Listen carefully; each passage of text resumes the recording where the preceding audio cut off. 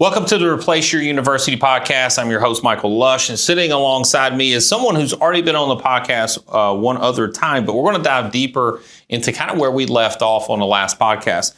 And his name is Lance Welch. Lance, welcome to the show. Thanks for having me. The podcast. Again. You know, instead of reading off a biography of you, I think it's important to give folks a context of what you did in your past life prior to doing what you do now, which is coaching. By the way, Lance is one of my personal coaches. So we meet twice a month, every other week. Sometimes here at the office, sometimes on Zoom, go over some stuff, sometimes business stuff, but mostly personal stuff, like family-oriented stuff. You know, not to steal your thunder, but Lance has 3 boys, all amazing individuals doing well for themselves, whether it be financially or familially. Yeah, that's a real word. Thank goodness. I thought I just made it up. I knew I heard it somewhere. I can tell the way he and his wife interact with other people and the way that Lance interacts with me. It's like, all right, this would be a good person to learn from because I've got 5 boys. So I got more of a burden than he does. And I want my kids, if they could be, as good as his boys, then I feel like I've done a successful job as a father. So I brought him on to consult with me twice a month, and so far it's been amazing. And not to mention, we've got to go on vacations and stuff together. So we went to Punta Cana. So if you see some of the other content here on the channel, you got like tropical background. Lance put all that together, Legacy Navigators. Done multiple of those. We've actually done one in Nashville, Cancun. That one was Punta Cana. So not only is it fun, but you're actually getting stuff done. So it's a tax deduction as well. We spent at least 4 hours and 1 minute of every day focusing on work, business, and family. So it's a tax deduction, but we just happened to do it in beautiful Punta Cana. So thank you for that. So back to your biography. Give us the background so that it kind of gives the viewers context of why you have mastered this and understand this. Yeah. Favorite topic is the why. Like I said, we have 3 boys, and very early on, realized that I did not know enough about how to be a great dad. And in the early years, I didn't even know about how to be a good husband. And so I've always told people we've been married 37 and a half years, 35 and a half have been amazing. There were a couple in the early years that I really wouldn't wish on anyone. Right. But when the boys were probably in the 7 to 11 range, I was introduced to a guy named John Maxwell. John Maxwell, if you don't know him, he's former pastor, but he is considered the leadership guru of the world by multiple magazines. And he really began to help train me to figure out, how do I want to be known as a leader? And I worked at Allstate at the time, and I was a very young leader. 27, I got put into leadership role, and I had agents that used to tell me, son, I've been an agent longer than you've been alive. Get out of my office. That was my introduction to leadership. And then I heard a story that I have not been able to find anywhere. I don't know if it came from Maxwell or not, but the kind of the abbreviated version was there's a Scottish evangelist that knew he was supposed to reach the world for Christ. And that's what he told his wife. He said, when I get out of seminary, I'm going to be gone a lot. And this is why. He was home enough to obviously start a family, but I think what resonated with me is he had 3 sons in this story. And when he was in his 40s, he realized the world is just too big of a footprint for him to reach the world for Christ. He's going to pull it back to his continent. In 50s, he pulled it back to his region. 60s, he decided he just wanted to focus on his community. But on his deathbed, his sons weren't there. His wife was the only one there. She stayed with him all along. And he said, I finally figured out, too late, that I was supposed to reach the world for Christ, but it was supposed to be through my 3 boys, and they're not even here. Wow. And so when I heard that story, when they were probably in the 7 to 11 range, I'd already began to really devour leadership books, parenting, husband books. And I decided I wanted to be the best leader I could, not only for the organizations I represented, but to equip my boys to leave well. And I remember reading a book by Steve Farrar called King Me. And he tells a story that when he graduated high school, this dates him, former Green Beret, but his dad put him on the train to go to college. And last words his dad told him was, play the man. And he said, I sat on the train for the next 3 hours trying to figure out, what does that even mean? And so just hearing other people's stories, it's like, I did not want my boys to leave the house asking, what does it mean to play the man? And so I went on just a deep dive desire to learn how do I prepare them. I got to work with business owners all the time at the agency level and help them grow their business. And so I took a lot of the things that our company resourced them with as far as year-end planning, vision casting, and business.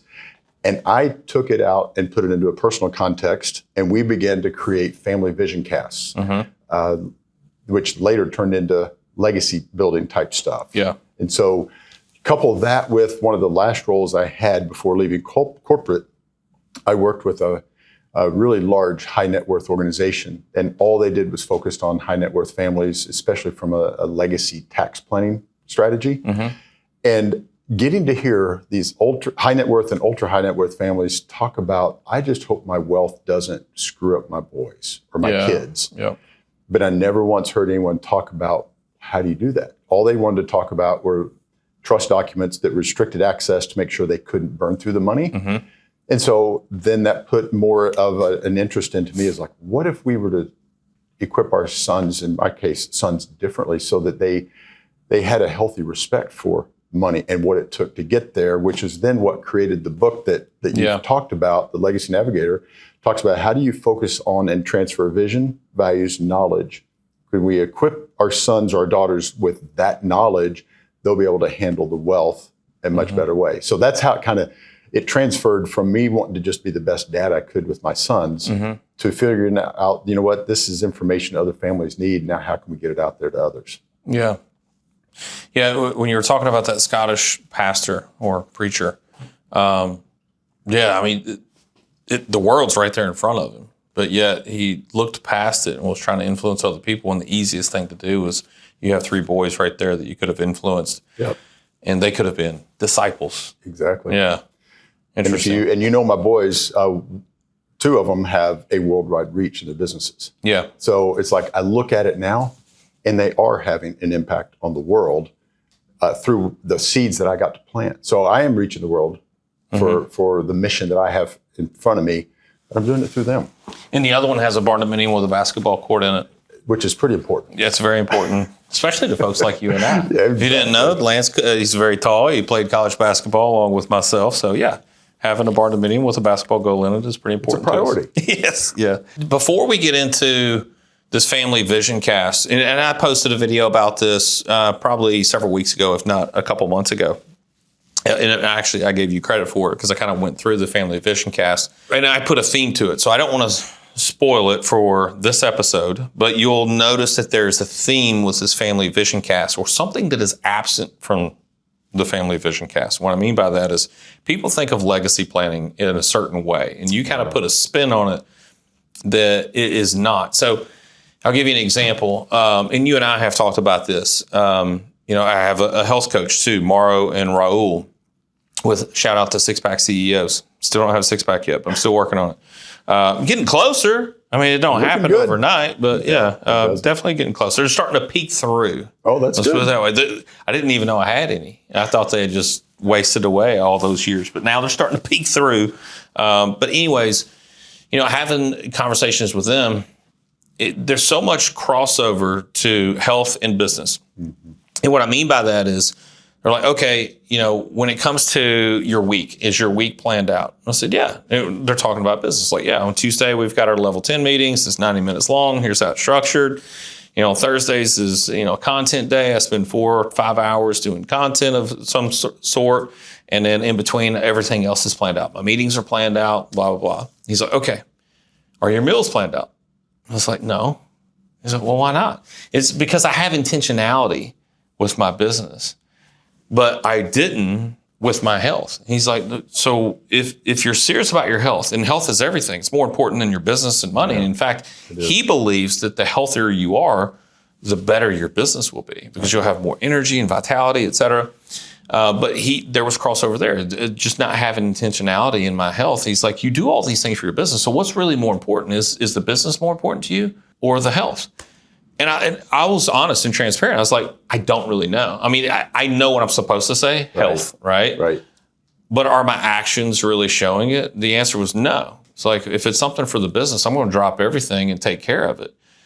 But would I do the same thing for my health? Would I skip the meal or fast the days that I'm supposed to, or get an extra training in when I'm supposed to, et cetera? And no, you don't, because it's not that quick, tangible benefit. It's the long game, right?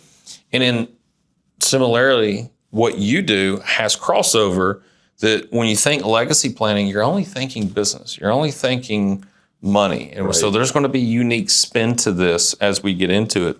But you were there was also something that we talked about in the previous podcast. We can go over this real quick because I want to get into the nuts and bolts of this, of some example stories of people that you would meet with that were wealthy and how, they had money, but they didn't really have a legacy. Can you touch on that? Yeah, there's tons of examples, but it goes back to what is the priority. And I will speak mainly to men, but I know that there are some very, very talented and effective women business owners as well. But a lot of these men, they put so much of their identity and their worth into how does the business perform. And they invest in those things that are a priority. Now, I've had a lot of people push back when I say things like that because they will say, how dare you say my family's not a priority? And, as tactfully as I can, it's like, well, show me your calendar. Show me your calendar. Where is date night with your wife? Or where is time specifically spent with any of your kids? And there's a lot, like I've got some current clients right now, very, very, very well off financially and building wonderful businesses. We get into a discussion of the succession plan. And he says, my kids are ready to take over. And he has 2 that are with him, 2 are entrepreneurs elsewhere. And I said, well, have you done a job description for your role? If you were to go to hire somebody to fill your shoes. He goes, no, but I'll have it for you next week. First words out of his mouth before I could even say hi is he said, my kids aren't ready. So men, especially, we are very prone to put a tremendous amount of emphasis in succeeding in business. But one thing else we learned with, like empty nest. My wife and I, we've been empty nest for a while, but there is a 40% spike in the divorce rate at empty nest. And it's because we spend so much time either playing taxi mom, taxi dad at the upper teens, or going to their events and then building the business. But my wife and I, we just unassumed, maybe unintended, take each other for granted. And so there's a lot of men that they don't realize the risk that they're putting their families in because they're really focused on building the business. And that's really where the other 3 values we start focusing on. How do we get that to happen? Yeah. And, not to say that the kids aren't important or that there is a totem pole of importance there, but you're going to be an empty nester longer than you were a father. Or you're going to be a father, but you know what I'm saying, with kids in the house. Correct. So not building that foundation and that relationship is, hence why there's a spike of divorce rates after being an empty nester, because it's like they only came together because of the kids at that point, and they're just passing each other in the night without actually, totally get that. It's like reintroduction of who each other are. And if you're, there are always extreme circumstances, so I always get called out on our podcast when I make a generalized statement. It's like, if your wife is a priority, if your husband is a priority, spend time with them. Be intentional. You use the word intentional. I love the word intentional. My dad used to say the road to hell was paved with good intentions, which I understand what that means. But, nothing good that you do ever happens without your intentions being the first thing you look at. So you're paying the price for your body, your health. And I 100% agree with your coaches. The better you are physically, your energy level, your ability to think and create new ideas. What happens when you are just exhausted? You don't come up with these great ideas at that point. Makes sense. Now, again, I don't want to steal your thunder, but you got First Fridays. That's not considered a date night, is it? Or I guess it could be. It turns into it, but it starts, and that's on the second page as far as what kind of rhythms and routines do you and your wife have. One of the things, and we will definitely get into it, and it's a free form that we'll give the people the link to. But it is a monthly business meeting that my wife and I have from 2 to 5 on the first Friday of each month. And then it turns into a nice date night. But we leave the business aside, and now we date each other. Killing 2 birds with 1 stone. It also sounds like a tax deduction. I'm not a CPA, by the way, but I've got a few. It is a business meeting, right? Yeah, it is. It is. All right, so let's get into this vision cast, family vision cast. And I want to break it up into the sections that it's in, right? Mm-hmm. So let's just start off with the family vision statement. So, you're the expert on this, but, give you some context around this. This is the canvas that asks families to create a vision statement capturing the heart of your home and what the family stands for. Yes. So if you want to explain it, and I got a couple questions around this portion. It all premises for me back to a very, very, very old quote. People find it in scripture, right? Mm-hmm. It's without a vision, people perish. Another way that we can talk about it is without a vision, you get distracted, you get off track, you lose your way. So whatever it is, vision is something that allows you to create and adhere to a path. Mm-hmm. Easy enough. All right. So my first question would be, how would you describe the guiding purpose of your family, and what steps did you take to articulate that vision together? Man, we're going back many, many years with this. Yeah. So it started out as a really, really simple one-pager, and it was just a theory that if we spent as much time at home building a vision as my agents and business owners did building their business, what would happen? Mm-hmm. Because I knew that my agents that I worked with, the clearer their vision was on what they wanted to accomplish, the more likelihood that they would reach it. Mm-hmm. Well, what would happen if we took that same theory and brought it into our marriage? Like I said, our boys were really young. Yeah. And I can remember the very first one we had, it was a one-pager. The ones that we have now, 20 pages long. Right. You get real deep with it. Mm-hmm. But the very first one, it was just simple questions on what do we stand for? Mm-hmm. What's important to us? And in those early days, it was like we didn't really know. Yeah. I mean, felt like we were kids having kids. But it started a path that we really You didn't have the Lance Welch life hack mentor to kind of... I didn't. No, there was... now I feel spoiled. You're right, though. There's just... This was back in the day before coaches were really a common thing. Right. And being able to kind of learn as we go. That's what I've always told the boys. It's like, it's great to learn from a trial and error, especially if it's someone else's trial and error. Yeah. Now, they're going to learn from their own trial and errors, but man, if they could learn from mine, and I believe that they have, because we were intentional to bring that out, they were able to figure out what really matters to them. Mm-hmm. And so that's where this is what's called a quick edition. It's a personal legacy canvas. Yeah. We were talking even off camera. Anyone that will go through and download this form, spend a little bit of time going through it, they will have done what probably 95+% of other families have never done. Yeah, and I kind of want to sidetrack here because, I did a video on this, and again, gave you credit for it, but, I struggle with this even inside of my own family, but I just know so many people out there that, this may go over their head at first because all they hear is legacy. And then we equate legacy to some type of assets or money or business or something of that nature. And, I know several people that they're focused on legacy, but in my opinion, they're focusing on the wrong things to leave as a legacy. Like they're looking at what they lack. Like I don't have a real estate empire to leave behind. Right. I don't have a farm that I can leave behind. I don't have these things, or maybe it's an absurd amount of crypto or something that I could leave behind that maybe 15 years from now is going to be worth something. They focus on those tangible assets, and we're going to go through this with this exercise. But you'll notice that there is more to legacy planning than just passing down assets. Yeah. So again, I don't want to steal your thunder, but there's two quotes that come to mind that is defining legacy. One, I heard probably 30 years ago at a wealth creation event that I went to in Vegas, and it's legacy is that thing that refuses to be buried when you are. That's your name, your credibility, your reputation, wealth, yes. But what are all these other things? What refuses to be buried when you are? And the other one, which was one of the quotes that was in the book, and I can't remember the guy's name, but he said, legacy isn't what you leave to someone, it's what you leave in someone.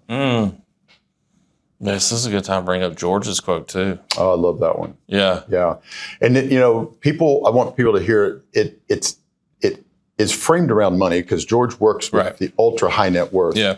But I would look at it from a perspective of I desire my children to understand money, whether they have mega amounts of it, or they just have a healthy respect of it. Right. But George Hester is a financial advisor down in Jackson, Mississippi, and his quote is, "It's more important to create children for wealth than to create wealth for children." In other words, your children have to have an understanding that they don't have to be a CPA or an actuary. Right.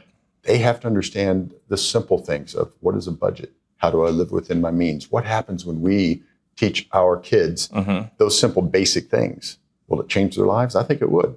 Yeah. For some reason, this is top of mind to me. I think I saw it on Instagram. So if I remember where I saw it, I'd give you credit. But what was it? Now I'm going to forget it now that I bring it up. We were earlier talking about coaches and mentors and stuff. And, one of my big things is that mentors are far more valuable than mistakes, or mistakes are far more costly than mentors. Right. But this one was a meme talking about mentors over degrees. You and I both went to college, got degrees, but we kind of look back on it. It's like, man, I would have much rather, which we were both on scholarship, but assume we paid, tuition to go to school. I'd rather pay that to a mentor, which would actually have been cheaper and been further along in life at this point.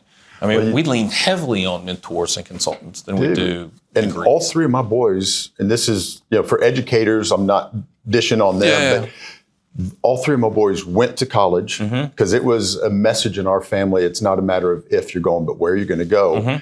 But all three of them, they got about 2 years in, and we had that all important question. They're like, I'm not enjoying it. They're forcing me to learn things I don't care about and I don't agree with. And so all three of them bailed. They quit school, and all three of them did what they saw their dad doing, which was hiring coaches. Yeah. All three of them went the route of, I don't need a degree, but I do need business acumen. And they hired coaches and consultants. And probably far more successful than those professors that were trying to teach the topics. Yeah, most of the professors had never run a business, but they're teaching on it, right? But you see what the boys have done with hiring coaches and consultants. They've definitely spent a lot of money on that, but their return has been ridiculous in a good way. So my major was business administration, and then after that, business school. I look at the economics professor. I look at the business policy professor. There was, out of all the people that were teaching business, there was one that owned a business. And it was a local pub that we went to more than we probably should have. But that was it. He owned a local pub with probably a 3% profit margin. But yet you're teaching all these young kids how to run a business. Yeah. And so one, I'll give him a little bit of credit. At least he owned one. But the other ones, it's all theory. Yeah.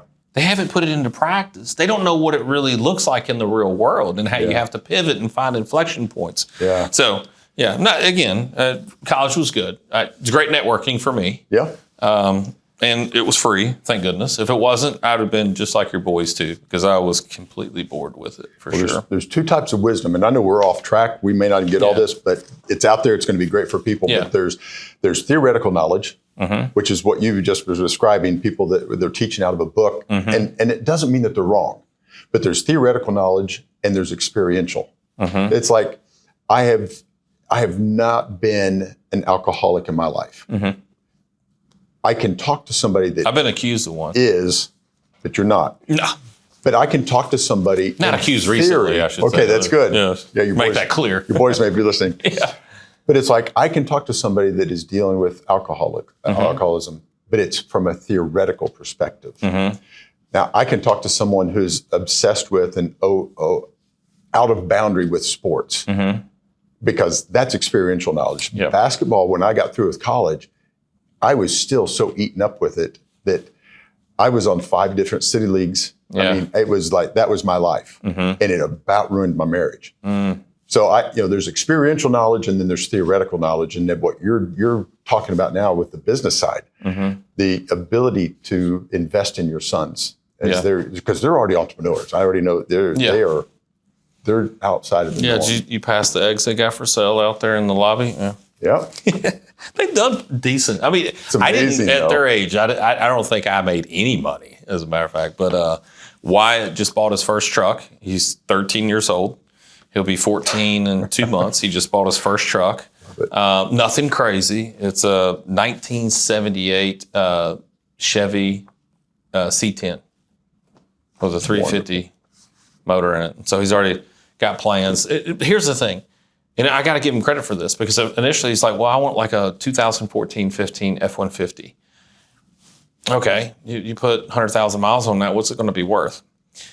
So I explained to him, these square body trucks, you start fixing these things up. I was telling you about this, Richard.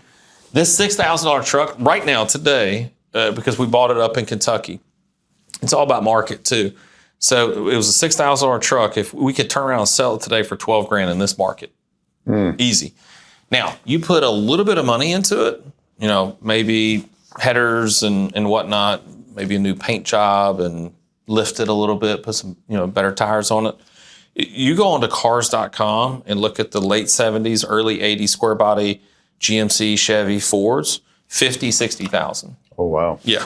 So kudos to him for picking the right one that's not only his first truck, can be a project, he can learn mechanical stuff, how to work on things like I did when I was his age with my dad. But then it becomes an asset. It doesn't have to be a liability too. Very good. All right. So anyways, we're getting off track. So again, Family Vision Cast, you answered my first question. My other question around that is for families who feel overwhelmed or disconnected, what's one practical way to start crafting a shared vision statement? So assuming they're disconnected, I have a big family on both sides. My wife has a big family. I have a huge family. We were just talking about this earlier. Our family get-together is 150, 200 people. Yep. So you've got people of all walks of life in a family that size. So if they feel a bit disconnected, how do you kind of bring them together to have a shared vision statement? Well, I don't want to sound self-serving, but I think one of the easiest things to do is to grab a resource that actually makes sense. Mm-hmm. So the book Legacy Navigator is incredibly simple to understand. Mm-hmm. At the end of each chapter, it gives you, here are the highlights from the chapter, here are some implementation steps. Mm-hmm. Because what we both know is when people are overwhelmed with what to do, they choose to do nothing. Yeah. So when we don't know what the next step is, as a general rule, we're overwhelmed, we hit an anxiety level, even on something like this. And at the risk of, I don't want to look stupid, I will choose to do nothing. Yeah. So I would definitely look at getting that book. Right. Then even something like this, it's like this little form, it makes it so simple. It's like, what is a family vision statement? It gives you a little explanation, and then it gives a little prompt. We are a family that values blank, shows blank, and strives to. So it's like at this point, we're making it as simple for people to grab a resource and just fill in the blanks. Once you do that a few times, then you're going to get a little more confident, and you'll start maybe creating your own content or your own ideas, or you'll embellish on some of the things that you see. Mm-hmm. So the first thing is grab a resource that is easy to understand and do something with it. Right. And the way that we've done this is we haven't even attempted with the extended family. This is just for our immediate family at this point. It's me, Mal, and the boys. We filled it out for ourselves. Yeah. Then we'll try to tackle the extended family, maybe her family, thereafter. But the way I look at it is if I can't articulate what ours is, and I'm living with these people 24/7, then how can I, guide you in how to do one for yourselves or this big, larger unit? Yeah. All right. So if you don't mind, I'd like to, because here's the thing. When it comes to this, we're actually giving this away to you guys for free. There will be a link in the comments below, so you'll be able to download this. So we are giving this away to you for free, but we want to provide enough context so that when you're downloading this and filling this out for you or your family, then you understand, again, more of the context around it. So let's move on to the top 5 core values. This canvas prompts families to list 5 non-negotiable values. For example, faith, generosity, integrity that shape their identity. So my first question is what are the core values your family holds dear, and how did you narrow it down to just 5? It's much easier to talk about than to do. Yeah. Right? So again, in the book, one of the appendixes in the back, it lists 150 different core values. Mm-hmm. Now, if someone doesn't have the book, don't let that stop you. You can probably Google and Google just a big list of core values. Right. So the first time you go through it, I would circle anything that I thought was even remotely one of my core values. Mm-hmm. My wife would do the same. And so when we get done with that, the first time through, we had probably 30 or 40 that we both circled. Mm-hmm. Then we reduced that down to 20 by just marking out. There might be some that are overlapping, like finances and stewardship. Mm-hmm. Those are similar. So you begin to combine and mark some things out. Yeah. So we get down to 20, then we cut it in half to 10, then we cut it in half to 5. In the ideal world, her 5 were exactly like my 5. What are the chances that's going to happen? Not none. Slim and none, right? So we both have our 5, and then it becomes like what I call a negotiation of why she thinks these 5 are our core family, and these are my 5. Mm-hmm. And I think that is a very healthy place to be as a couple. And if you don't like the word negotiate, that's fine. You barter, you discuss, because as I hear her explain why are these 5 important to her, mm-hmm. I'm getting actually a behind the scenes look on how does she think, what matters to her, what makes it important. And that in itself is invaluable. Yeah. But she explains her 5, I explain my 5, and then together we actually convert it down to our top 5. Mm-hmm. And I've got some coaching clients that they texted me and said, we had an impasse at 7. Yeah. And it was getting heated, so we have 7 core values. I'm like, that's great. It's designed to create mm-hmm. unity, not separation. Yeah. Yeah. It got heated, huh? It did over what's the most important values. Yeah. Yeah. Yeah. Did you want to know our 5? Yeah, sure. It's I'm curious. Family, faith, curiosity, growth-minded, and integrity. Curiosity. I like that. Curiosity is, and again, we're thinking about this, and they might have changed from 20 years ago when we first did this, but it's like what I've learned now is that when we encourage our children. I was curious to know what your top 5 was. Well, now you know. But when we encourage our kids to be curious, we are creating in them a growth mindset mm-hmm. instead of what Carol Dweck in her book calls the fixed mindset. Mm-hmm. A fixed mindset has little opportunity for growth because they are just stuck, right? Mm-hmm. So curiosity facilitates what the next one was growth mindset. And for me, if we don't have an integrity in what we do, you and I would not be doing business together anyway. Mm-hmm. That's how important integrity is to me. Right. So. Got it. All right. Was there a value you initially overlooked but later realized was central to your family's identity? Oh, the curiosity one was not there when they were younger. That's why it peeked out at me. Not why. It wasn't one of mine. But, I'm just self-reflecting and I have an open mind. I don't shut the door on anything. But I'm also questioning everything. That's good. Yeah. It's healthy. Yeah. But yeah, I think that just comes with, I'll be 60 this year. Mm-hmm. The life experiences and all the families that we've gotten to work with over the years, it's like that value of curiosity is just amazingly powerful.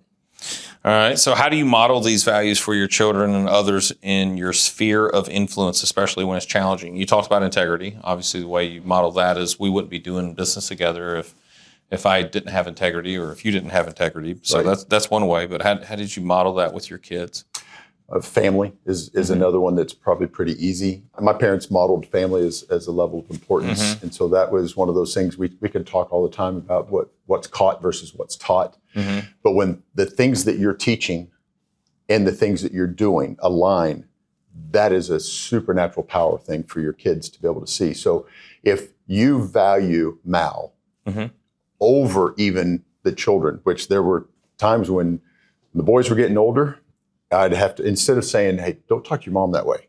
There was a shift when they got a little older. It's like, hey, don't talk to my wife that way. Mm-hmm. And there was a shift in, that was different than don't talk to mom. Mm-hmm. And so being able to value family, our faith. I mean, faith factors into everything that we do. I actually tried that within the last couple of months. What's that? Don't talk to my wife that way. Oh, yeah. Okay. I knew we talked about that. Yeah. I would say 8-year-old and down. I would agree. Like, you mean mom? It's the same person. Yeah, yeah. The other two, it looked at me like they were, and I repeated it again. I said, don't talk to my wife that way. And it was like it was a jolt to their system. Yeah, it's a pattern disruption. Or if I just, it's a pattern interrupt. If I just said, don't talk to mom that way, and they're like, I know. They've heard it before. I need to do better. But yeah, it was like, I'm not saying it clicked. I'm not going to be dramatic, but. Well, sometimes there's a follow-up to that when they're looking at you. It's like, I wouldn't let a stranger come into my house mm-hmm. and talk to my wife. So I'm not going to let you talk to my wife that way. Right. And so sometimes we do got to put that together. But it'll get you some looks. Okay. All right. Let's move on to the other one. To people to whom I intentionally transfer knowledge. So this section asks users to list individuals or groups like children, mentees, neighbors, directly shaped by their leadership and example.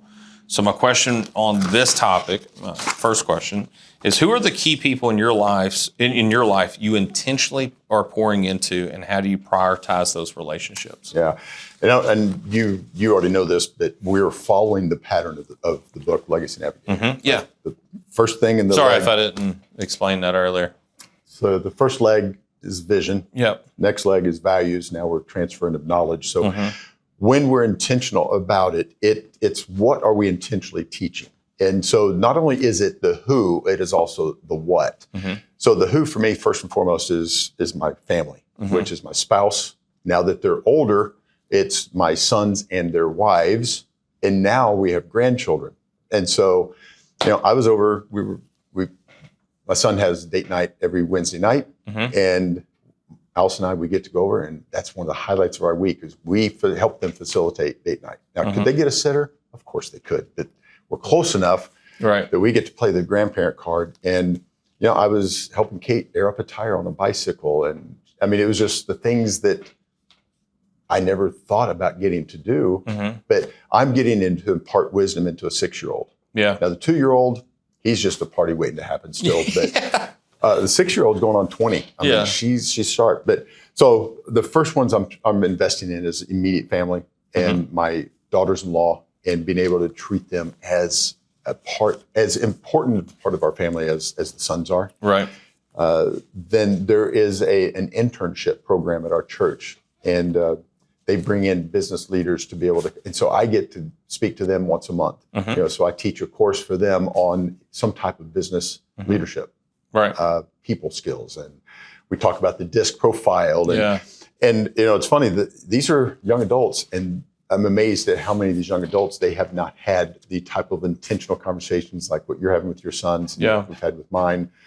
There was one day where when I was speaking, out of the 8, 3 were on time. And so when the 4th one came through the door, it was about 4 or 5 minutes after, I just said, just wait outside for me. Their eyes got big. It's like, okay. And they didn't warn the next one. The next one came in late, and I told them just to wait outside. Now, the other 2, they kept them outside. And I was able to impart wisdom. What I call it, it's like when you're late to a meeting, it's just disrespectful. Yeah. And it tells me that my time, and I'm volunteering my time, no one is paying me to be here. And so I get to impart lessons and wisdom to them that I know they're obviously not getting anywhere else. And then my clients. I mean, I love what I get to do. Can I stop you there? Yeah. Because that reminds me of a story in my own personal life. At the time I was the top recruit for the school I went to play for. And so I kind of came in. They didn't tell me that, but I had heard through the grapevine, like, oh, you're the best recruit we've ever gotten. So I kind of had this air about me, right? I'm 18 years old, 10 foot tall and bulletproof. Now, this isn't the reason why this happened, but I was late to practice, the very first practice. So we had conditioning. We would do conditioning for a month and a half beforehand. Right. No issues there, but the formal practice after Midnight Madness, when you can actually have formal practices according to the NCAA, I was late to that one. It was in between classes, not in between. It was after class, and our practices are 2 hours. So I was like, I got an hour and a half. I'm going to take a quick nap. So I took a quick nap and woke up late, scrambled, got my stuff on, ran down to the gym. And the coach, I got to give him credit, his name's Del Lair. I don't know where he is now. I think he was at Colorado State now. But anyways, I was all dressed, and I came in. I was probably 10 minutes late. And even the assistant coach was calling my dorm, and I answered. He's like, where you at? And I was like, I'm on my way. I'm so sorry. And it wasn't intentional, and it wasn't because I thought I was, hot stuff. I'd slept through it. And Dale, Coach Lair, answered the door. It's like, sorry, we just don't have time for you today. We'll discuss this later. And I went back to my dorm room, like, what did I do? But it was the perfect moment and the perfect lesson, because I was starting to get this air about me of, wait, I'm the best. I'm the top recruit. And to him, it didn't matter. Yeah. But that was more important than who you think you are. Yeah. And so that was my first humbled lesson that he taught me. obviously never forgot it. Never. Yeah. All right. Well, good.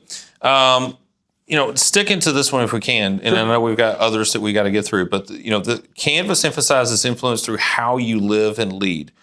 What's one lesson you've learned about leading by example that you wish you'd known earlier? Is that a good question? It is. I think one of them that I didn't learn soon enough, but it's been one that I've just absolutely drilled into all three of my boys, is that you're never not on the clock. Yeah.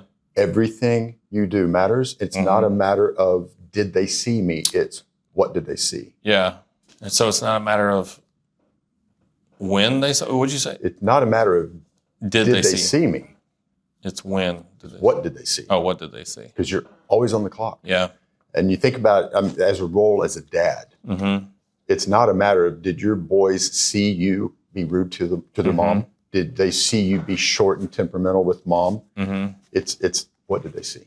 Yeah, that's a good point. That also reminds me, there's this one speech that I listen to every year. The name evades me, but it's got millions of views on Goalcast. We talked about how the wisest man he ever met was his third grade daddy dropout. He dropped out after third grade, and that his dad would get up at, I forget what the time was, 5 o'clock or whatever, and even when he didn't have to be at work that early.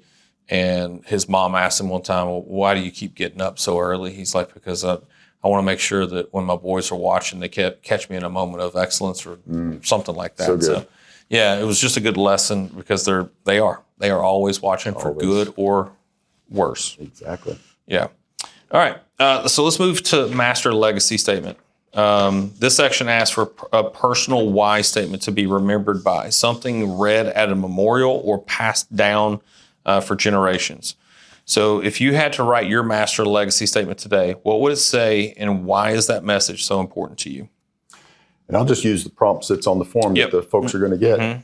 I want to be remembered as someone who loved his family, who led with integrity, and was always grateful. So if you look at each one of those blanks, loved his family, it doesn't matter how much I accomplish.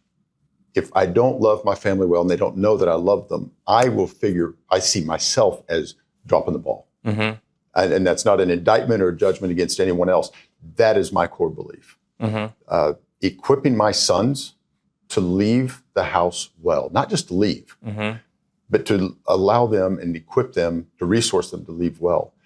And to look at the relationship that I have with them now as 36, 33, and 31, I can sometimes begin to take that for granted until I talk to some other dads my age and they don't have a good relationship with their kids.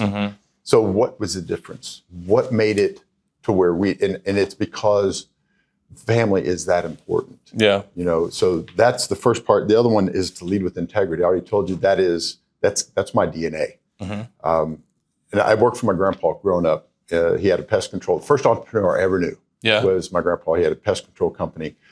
And through the summer we would work.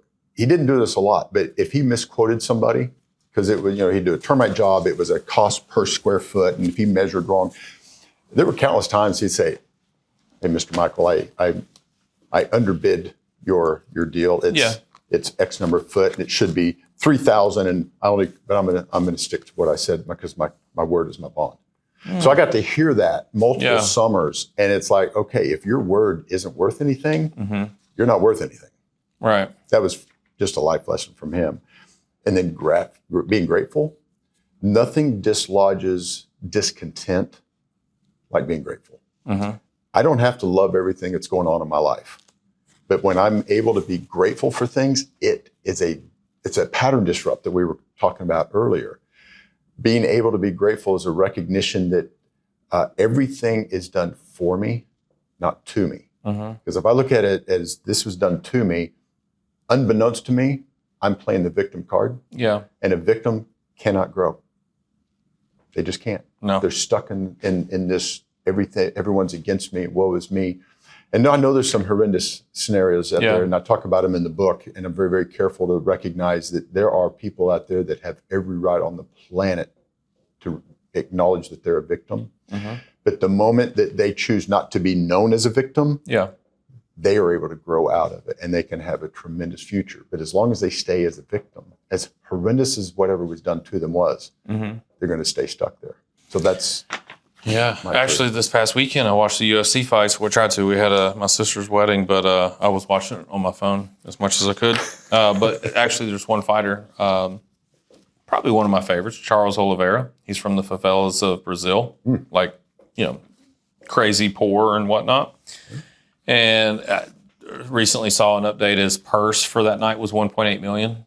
He was fighting for the title. He lost. He's won the title, lost it a couple times, but his first stint in the UFC, I think he was on a pretty big losing streak and about to get dropped. And then all of a sudden he went on this crazy run and ended up winning the title and fought for the title again this weekend. Got knocked out by Ilia Topuria. But anyways, it just reminds me of him. It's like there are some pretty horrific things. I don't want to dive too deep into his life story because I don't know it like the back of my hand. But I mean, people do. They just like, this is my lot in life. It is what it is. And it's like, there's so many examples that it doesn't have to be. Correct. Yeah. Exactly. And there are just some people that are happy to be unhappy. Yeah. And they like to share their misery with others. As an oxymoron as is, they're comfortable being uncomfortable. Yeah. And they're familiar with it and they're not willing to change. Yeah. That's unfortunate. Yeah. All right, so the canvas suggests a statement that could be repeated for generations. How do you ensure your legacy is memorable and meaningful for future generations? Man, this whole thing that we're talking through right now, just a family vision cast, is something that when we do something on a consistent basis, it creates, it leaves a mark. So, and it's fun now watching my boys that they're grown, they have starting their own families, they're doing these things. They're having their own family vision cast. So it's like what we do on a consistent basis compounds. Consistency compounds. We've talked about that before. So when I am intentional on making sure that at 37 and a half years, I still date my wife. Yeah. They see that. They recognize it. And everyone in the family knows what First Friday is. They know what we're doing. And they may not know exactly where we're going, but we'll end up posting something on social media. First Friday, if you know, you know. Yeah. And so all that stuff is just sending a message that, what I'm talking about is important enough that I do. So your do helps you facilitate. So although you're an empty nester, you're still modeling what you want them to be as men when they get to your age. Exactly. Actually, I expect them to do significantly better. Yeah. Totally get that. I kind of want to get away from, because some things that you're bringing up, I just want to go off script here. Okay. You had brought up something in Punta Cana of what a family was doing. One, they leave traditions and stuff like that. And there was this one tradition where this family gets up and it's like a talent show. Oh. And one got up to recite something. Yeah. And so I can't explain it the way you can. But to me, that really hit home. So can you quickly explain that? Yeah. Kind of gives goosebumps on it because it's one of those things that when I call it becomes a part of your DNA, it shifts the language that you use. It shifts the vibrational frequency that you give off. This family had a family reunion. The last night they did a talent show. There was a large group of people there. They had rented this facility and they had a stage and this stadium seating type thing. And one of the uncles got up and his talent was he was an orator of some type, but he got up and got behind the podium and he quoted the 23rd Psalm. And if you know it, it's the Lord is my shepherd, I shall not want. He leads me beside green pastures and to lie beside peaceful rivers. He goes through the whole thing, but he's doing it in orator speak. Yeah. When he got done, like Michael Buffer. Yeah, they got an applause and standing ovation. Yeah. He did a great job. And then there were more talent and different things going on. But the last person that they had get up, one of the granddaughters nudged Grandma and said, "Grandma, it's about over. Don't you want to get up and do something?" They had to talk her into it. And she said, "Yeah, I'll do something." So she gets up there. And she'd been dozing off. So she wasn't, she's in her 80s. She didn't know that someone had already quoted the 23rd Psalm. Yeah. But she gets up and she just starts in her soft voice, "The Lord is my shepherd. I have all that I need." I mean, just such a soft way. And the way she worded it was, "I have all that I need," instead of, I shall have no lack. Right? It was difference between King James Version and her personal version. Right. And when she got done, it was like dead silent for about 5 seconds because there was nothing but tears going on. And then the applause started. And one of the grandkids came up and asked the uncle, you and Grandma did the same thing, but they cried with her. What was the difference? And he said, well, I know the Psalms. She knows the shepherd.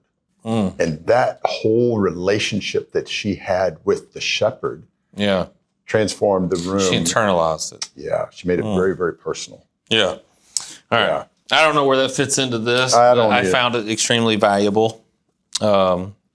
Intentional. She led an intentional life. She sure did. But yeah, it was cool down in Punta Cana when you shared that. So hopefully y'all found some. All right. Last. Let me make sure. Two. Two more. And the last one's really short. Super good. So family systems that support legacy. And again, I'll go ahead and give it away because I don't know how long we've been going, but we've been going for a while. Not talking about money. Right. That was, my short snippet of this. I did like a 5-minute video on this, and I said, you see a theme here? Nothing to do with money. Nothing to do with money. So again, just to reiterate, for those families out there, those fathers out there, mothers out there, it's like, what legacy? I don't have a financial planner. I don't have assets to, I don't have anything to plan for. It's like, no, you do. You have knowledge. You have traditions. You have values and principles. Yeah. All this stuff that is. In fact, I saw this, it kind of goes back to the mentors over degrees. But, if you ask the question to somebody, one hand, I give you $1 million. $1 million used to go a long ways back in the day. I don't know why we still use that number. A little different. Yeah. $1 million or infinite knowledge. Which one would you pick? Unfortunately, most people, especially Americans, would take the $1 million. Yeah. And it'd be gone in a year. Yeah. But the knowledge... It's if we could get over the hump of where people understand that knowledge is really the real currency, and the use of knowledge is the real currency versus just currency itself. Yeah. It's hard to convey to people. It almost like you have to experience it. We're talking about it theoretically, but both of you and I have experienced it as well. It's like the more you learn, the more value you can provide to people, the better of service you can be to people. Yeah. The money just follows. Right. So you don't have to worry about money if you just absorb information. I know Taylor, one of your sons, is big on that because at one point we were sharing the same videographer, Derek, because we're having to do content nonstop. Yeah. And I don't want to just recite the same stuff. And he's like, I can tell you what Taylor does. I was like, what's that? He's like, he just absorbs a copious amount of information, valuable information for his audience. He's like, you should do the same thing. So I did. I kind of cheated because I use AI and Blinkist. So if there's a book out there, I'll just have Blinkist summarize it for me. Then I'll have AI also summarize it for me in case there's some golden nuggets instead of reading the whole book. A little bit of a cheat. I'm not recommending you take a shortcut, but that's how I was at a point of 5 books a week. Nice. Yeah, but that's how I was doing it. I wasn't actually reading the whole book. Right. But I was getting, like for instance, The Science of Scaling by Benjamin Hardy, because we had our offsite yesterday. And so for the last 2 weeks, we're supposed to read this. And I just did the audio because I've got an hour drive to the farm, an hour drive back. So I think I was way ahead of everybody else because I got so much of a longer drive time. Yeah. So I was just doing audiobooks. But anyways, I don't know where I was going with that. So back to the original point is, again, we're talking about legacy here, that so far we haven't discussed money whatsoever. All right, number 5, family systems that support legacy. So the Canvas lists rituals and routines. For example, weekly check-ins, annual retreats that anchor a family's legacy. So my question to you is, what family traditions or routines, we talked about First Friday, have been most effective in reinforcing your values and vision? The first one would have been the evolving of the family vision cast that we do at the end of each year. So I know we're in the middle of the year on this, so I would suggest not to wait until the end of the year to do one. I'd say download this form, get it done now. Yeah. Then at the end of each year, you begin to implement a year-end vision strategy. And it's really not that complicated. Right. It's, the basic of it is, what are the highlights from this last year? Yeah. What did we learn? What would we like to do again? What would we like to do this next year. So it's not overly complicated, but it's the intentional practice and being consistent with it. And I think that probably children, 7, 8 years and above really understand this, because they can remember. They might say that the thing that they loved last year was the family vacation. It's fine. I'm going to take whatever that they bring me and applaud it. It's going to be wonderful. What would you like to do next year? The older they get, we actually be able to, as parents, we're beginning to teach them to think strategically, to be able to vision cast, which is nothing really more than goal set. What would you like to do? Is it sports? Is it grades? Is it music? Is it girl? What is it going to be that they really want to move into this next year? So the family vision cast is definitely the thing that I would say has got to be an anchor to your family, because it allows you to convey and go through the everything we've talked about so far. Where I think we begin to miss it is when the kids get older. We allow the busyness of life to disrupt my ability to connect with not only them, but with my wife. We've already talked about the risk at empty nest and what happens. That can all be avoided, and it could be addressed. So that's where the weekly date night is really, really important. And, I've got clients that I had one that hadn't dated his wife in 17 years. They've been married 23. No risk of divorce, nothing. But it was, when was the last time you dated your wife? And he said it was probably 17 years. So going from nothing to weekly was insurmountable at the moment. Every other week, they would do either a lunch or a dinner. Start small, start something. And now they're doing the weekly date nights. Nice. So that's a progress. They've implemented the First Friday discussion guide, which it's not in here, but it is on my website. Give the address. It's thelancewelch.com/First Friday. thelancewelch.com /First Friday. And it's a free download, but it's a discussion guide that will help you and your spouse at least get in the same book, if not on the same page. So it's just vitally important to do. And it's on a consistent basis. Real easy to remember. If both you and your wife or your husband work, do it first Saturday. I don't care what day it is. It's just the intentionality of doing this together. And if you're into the whole FF, First Friday, do it second Saturday. There you go. Sabbath Sunday. Yeah, whatever. All right. I think last one, the 1-day test. This one was cool to go through. So this section asks users to imagine a toast at their 80th birthday or memorial, reflecting on what others will say about their life. So question, if your grandchild gave a toast about your life at your 80th birthday, what do you hope they'd say and why? Isn't that good? I had the privilege of officiating my youngest son's wedding last year. So he's been married a little over a year. And I put something similar into what I was challenging them to do, is to be intentional, to recognize or to identify what would you like for others to say about your marriage at your 80th wedding anniversary. Something that I've not heard at other weddings, but it's like, okay, we're going to celebrate today. But you used the word a while ago, long game, or the phrase long game. I wanted to just throw out something to them. It's like, enjoy today, celebrate today. Date her today, date her this time next year. But what do you want said about you at your 80th wedding anniversary? What has to happen? We got to we're not guaranteed tomorrow. I get that. But there are some things that we can do to create as positive of health standards for ourselves to make sure that we are here in 80 years. Well, in their case, 60 some years. Right. All right. Well, I think we can wrap up. So Lance, I appreciate it. Again, the link to this download will be in the comment section below. I highly encourage this. Again, don't look at this as I have to have something monetarily in order to execute on. This is for everybody, quite frankly. So go through the exercise. I think it's going to change your family dynamics. It's definitely going to change conversations. It's going to produce more meaningful conversations as well. So again, Lance, thanks for coming. Appreciate it. Appreciate having me. Yep.